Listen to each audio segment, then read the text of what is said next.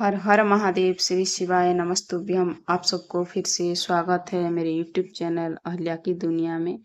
और आज हम गुरुवार की व्रत कथा सुनेंगे, जो कि विष्णु भगवान माँ लक्ष्मी माँ की है।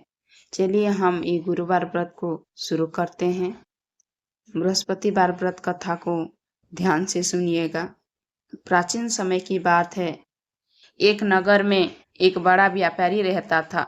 वो जहाजों में माल लदवाकर दूसरे देशों में भेजा करता था। वो जिस प्रकार अधिक धन कमाता था, उसी प्रकार जी खोलकर दान भी करता था। परंतु उसकी पत्नी अत्यंत कंजूस थी। वो किसी को एक दमड़ी भी नहीं देने देती थी।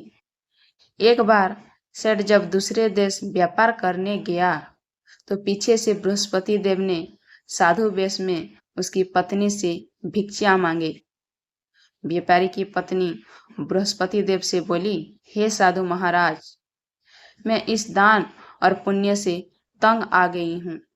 आप कोई ऐसा उपाय बताइए जिससे मेरा सारा धन नष्ट हो जाए और मैं आराम से रह सकूं।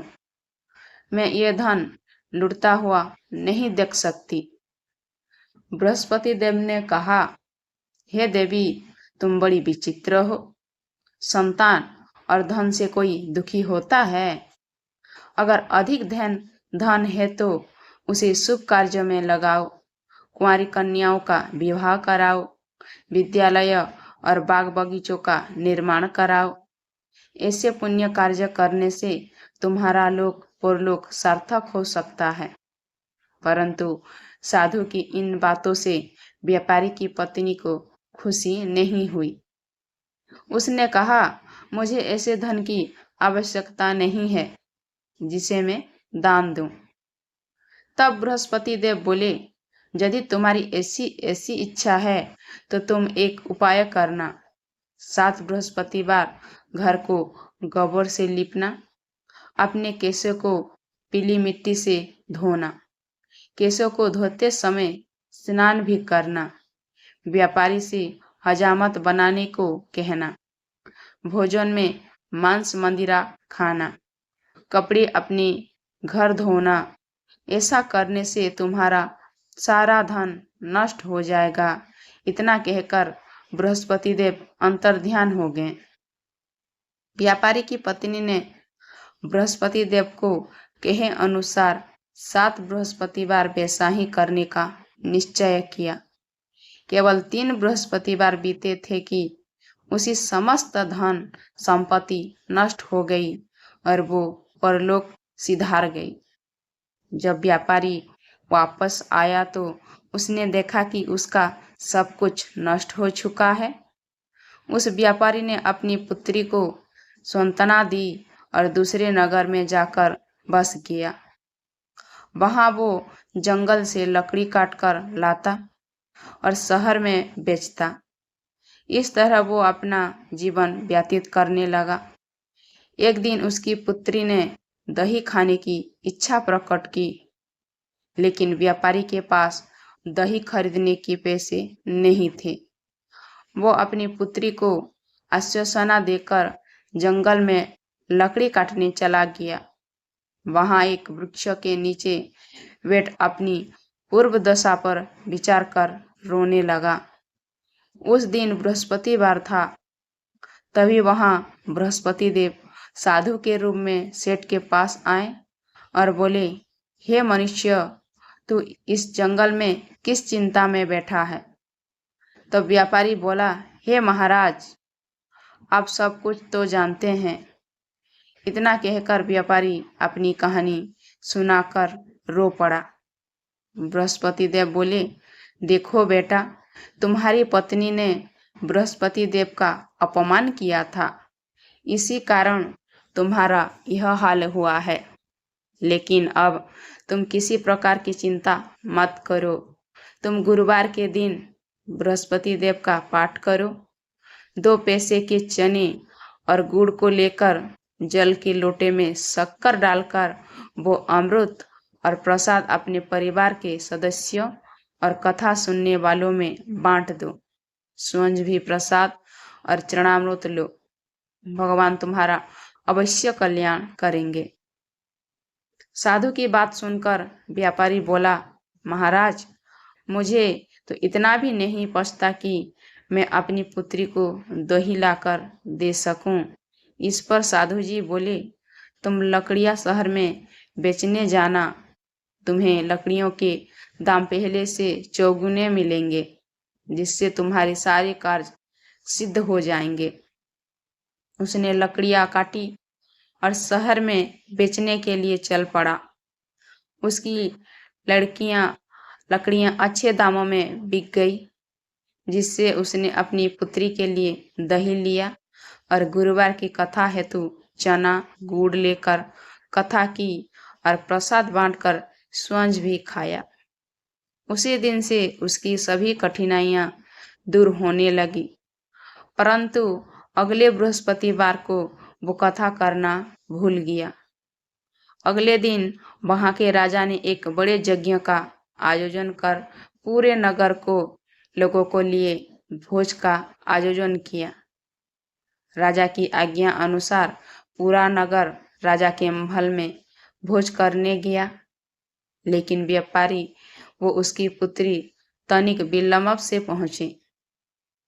अंत उन्हें दोनों को राजा ने महल में ले जाकर भोजन कराया।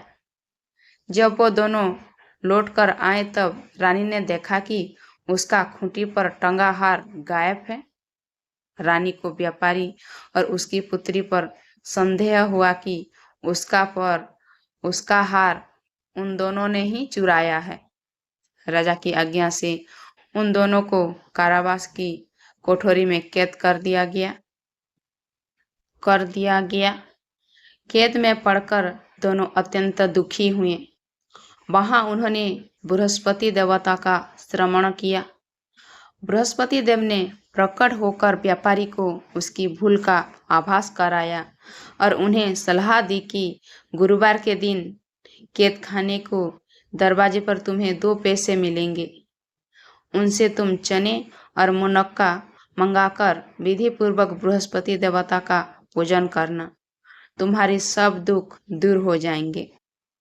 बृहस्पतिवार को कैद खाने के द्वार पर उन्हें 2 पैसे मिले। बाहर सड़क पर एक स्त्री जा रही थी।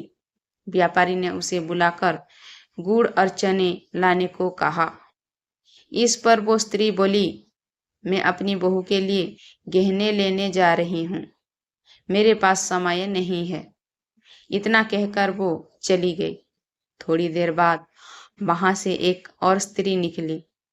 व्यापारी ने उसे बुलाकर कहा कि हे बहन, मुझे बृहस्पतिवार की कथा करनी है, तुम मुझे 2 पैसों का गुड़ चना ला दो।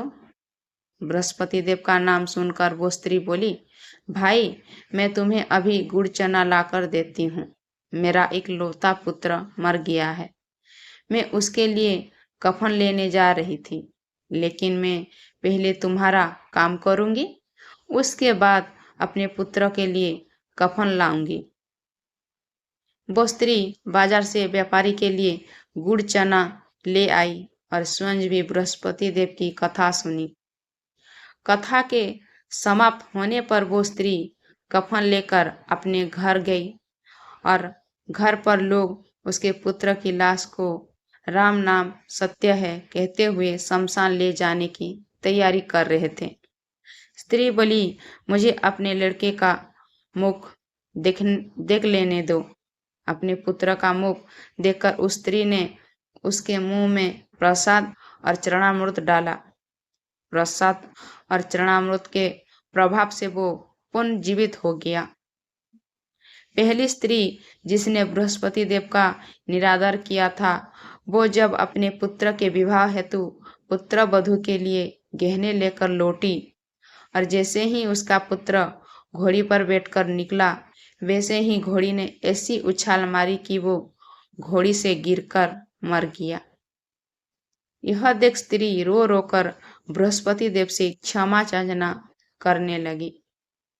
उस स्त्री का क्षमा से बृहस्पति देव साधु वेश में वहां पहुंचकर कहने लगे, हे देवी, तुम्हें अधिक विलाप करने की आवश्यकता नहीं है। यह बृहस्पति देव का अनादर करने की कारण हुआ है। तुम वापस जाकर मेरे भक्त से क्षमा मांगकर कथा सुनो, तभी तुम्हारी मनोकामना पूर्ण होगी। जेल में जाकर उस स्त्री ने व्यापारी से माफी मांगी और कथा सुनी। कथा के उपरांत वो प्रसाद और चरणामृत लेकर अपने घर वापस गई। घर आकर उसने चरणामृत अपने मूत्र पुत्र को मुख में डाला। चरणामृत के प्रभाव से उसका पुत्र भी जीवित हो गया। उसी रात बृहस्पति देव राजा के सपनों में आए और बोले, हे राजन, तूने जिस व्यापारी और उसके पुत्री को जेल में कैद कर रखा है वो बिल्कुल निर्दोष है। तुम्हारी रानी का हार वहीं खूंटी पर टंगा है। दिन निकला तो राजा रानी ने हार खूंटी पर लटका हुआ देखा। राजा ने उस व्यापारी और उसकी पुत्री को रिहा कर दिया और उन्हें आधा राज्य देकर उसकी पुत्री का विवाह उच्च कुल में करवाकर दहेज में हीरे जवाहरात दिए। इसी तरह भगवान की कथा समाप्ति हुआ। आपको इस कथा कैसी लगी कमेंट में जरूर बताइए, और पहली बार चैनल पर आए तो चैनल को सब्सक्राइब कर दीजिए। हर हर महादेव, श्री शिवाय नमस्तुभ्यम।